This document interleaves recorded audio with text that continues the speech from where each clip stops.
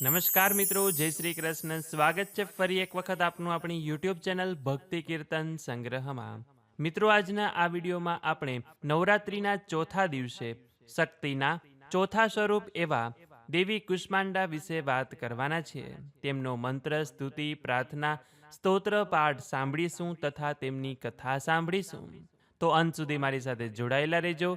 Video પસંદ આવે તો કોમેન્ટ સેક્શનમાં એક વખત જય દેવી, જય કુષ્માંડા માતા અથવા આપના કુળદેવીનું નામ લખજો.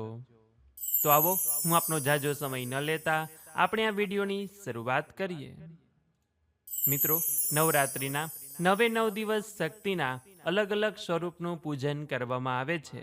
પ્રથમ દિવસે શૈલપુત્રીમાં, બીજા દિવસે બ્રહ્મચારિણી, ત્રીજા દિવસે ચંદ્રઘંટા અને ચોથા દિવસે મા કુષ્માંડાનું પૂજન કરવામાં આવે છે. અને શક્તિના દરેક સ્વરૂપ પાછળની કથા છે, મહિમા છે અને તેમના અલગ અલગ મંત્ર, સ્તુતિ, પ્રાર્થના છે કે જે આપણે નિત્ય કરીએ છીએ. તો સૌપ્રથમ આપણે કુષ્માંડા માતાના નામનો અર્થ સમજીએ. તો કુ એટલે કે નાનું, ઉષ્મા એટલે કે ઉર્જા અથવા તો તાપ, અને અંડ એટલે કે બ્રહ્માંડ એટલે કે નાના ઉર્જાના અંડમાંથી બ્રહ્માંડ રચનારી એટલે કે કુષ્માંડા. કથાઓ મુજબ માતા કુષ્માંડાએ પોતાની એક સ્મિત દ્વારા સમગ્ર બ્રહ્માંડની રચના કરી હતી અને આ કારણે જ તેમને કુષ્માંડા તરીકે ઓળખવામાં આવે છે. માતા કુષ્માંડાએ સૂર્યમંડળ અને ગ્રહ નક્ષત્રનું સર્જન કર્યું અને એમ માનવામાં આવે છે કે સૂર્યના મધ્યમાં માતા કુષ્માંડા નિવાસ કરે છે અને સમગ્ર જગતને ઉર્જા આપે છે. આ પ્રકારની ક્ષમતા બીજા કોઈ દેવદેવીઓમાં નથી અને આ કારણોસર મા કુષ્માંડાને તેજની દેવી તરીકે પણ ઓળખવામાં આવે છે. અને સંસારના સૌ જીવમાં રહેલું તેજનું તત્વ એ માતા કુષ્માંડાને જ આભારી છે. જે વ્યક્તિઓ કુંડલી જાગૃત કરવા માગે છે એમણે મનમાં અનાહતની સ્થાપના કરવા માટે નવરાત્રિના ચોથા દિવસે માતા કુષ્માંડાનું પૂજન કરવું જોઈએ. જો આપણી પાસે કુષ્માંડા માતાનો ફોટો, મૂર્તિ ન હોય તો આપણા કુળદેવીનું પૂજન પણ કરી શકીએ કે પછી પાર્વતી માતાનું પણ પૂજન કરી શકાય છે. કેમ કે અંતે તો એકના એક જ છે, સ્વરૂપ અલગ અલગ છે. એટલે આપણે દુર્ગા માતાનું પૂજન પણ આ દિવસે કરી શકીએ છીએ. કહેવાય છે કે જ્યારે સૃષ્ટિનું અસ્તિત્વ ન હતું ત્યારે આ જ દેવીઓ બ્રહ્માંડની રચના કરી હોવાનું મનાય છે. અને આ જ કારણોસર કુષ્માંડા માતાને સૃષ્ટિની આદિ સ્વરૂપા અથવા તો આદિશક્તિ તરીકે પણ ઓળખવામાં આવે છે.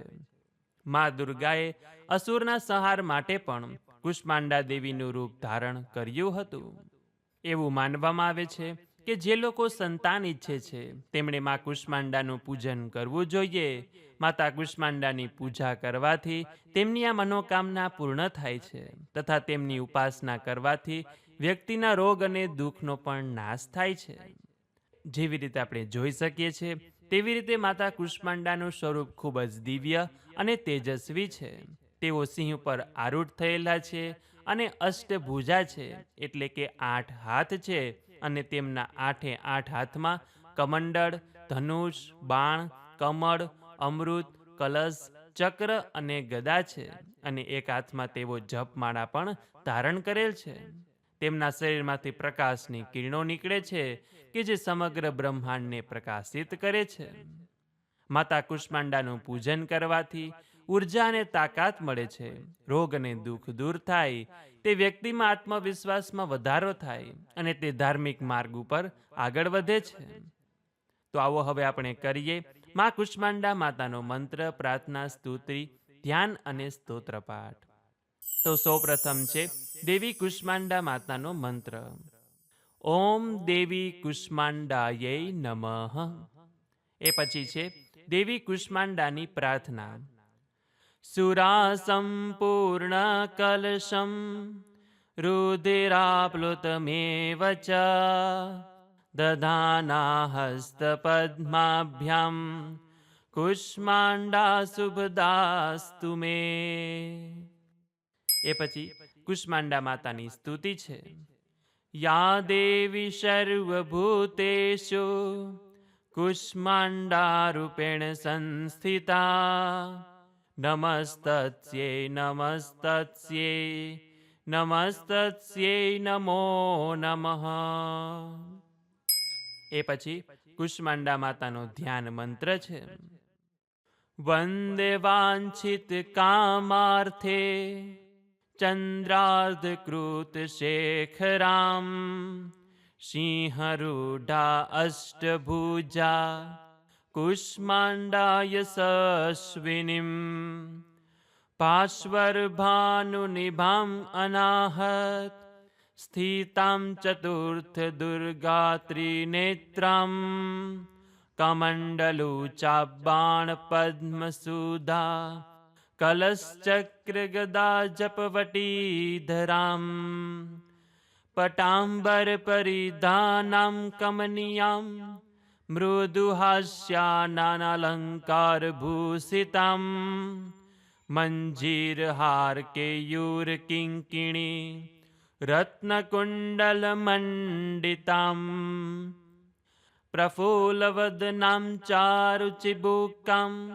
કાંતકપોલામ તુગમ કુચામ કોમલાંગી સ્મેરમુખી શ્રી કંટિનિબ્નનાભિનિતમ બનિમ.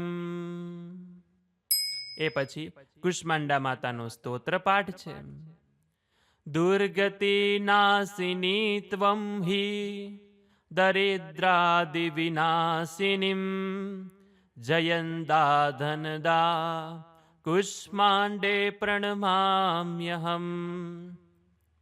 જગત્માત્રા જગત્કર્ત્રી જગદાધારૂપાણીમ ચરાચરેશ્વરી કુષ્માંડે પ્રણમામ્યહમ. ત્રૈલોક્ય સુંદરી ત્વં હિ દુઃખ શોક નિવારિણીમ પરમાનંદમયી કુષ્માંડે પ્રણમામ્યહમ. એ પછી કુષ્માંડા માતાનો કવચ પાઠ છે. હંસરે મે શિર પાતુ કુષ્માંડે ભવનાશિનીમ હસલકરીમ નેત્રે ચ હસરૌશ્ચ લલાટકમ કૌમારી પાતુ સર્વગાત્રે વારાહી ઉત્તરે તથા પૂર્વે પાતુ વૈષ્ણવી ઇન્દ્રાણી દક્ષિણે મમ દિગ્વિદિક્ષુ સર્વત્રેવ કુંભીજમ સર્વદાવતુ.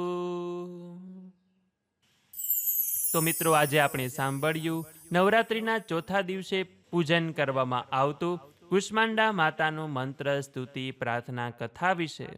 તો હવે પછીના નેક્સ્ટ વિડીયોમાં આપણે નવરાત્રિના પાંચમા દિવસે શક્તિના પાંચમા સ્વરૂપ દેવી સ્કંદ માતાનું મંત્ર સ્તુતિ પ્રાર્થના કથા સાંભળીશું. આશા રાખીએ છીએ કે આપ સૌ લોકો પણ અમારી સાથે સાંભળશો. તો આ વિડીયો પસંદ આવ્યો હોય તો લાઈક કરી તમારા મિત્રોને મોકલી, અમારી ચેનલમાં નવા હોય તો સબસ્ક્રાઇબ કરવાનું ભૂલતા નહીં કે જેથી આવનાર અવનવા વિડીયો આપને મળતા રહે. તો આ સાથે હવે મને રજા આપો.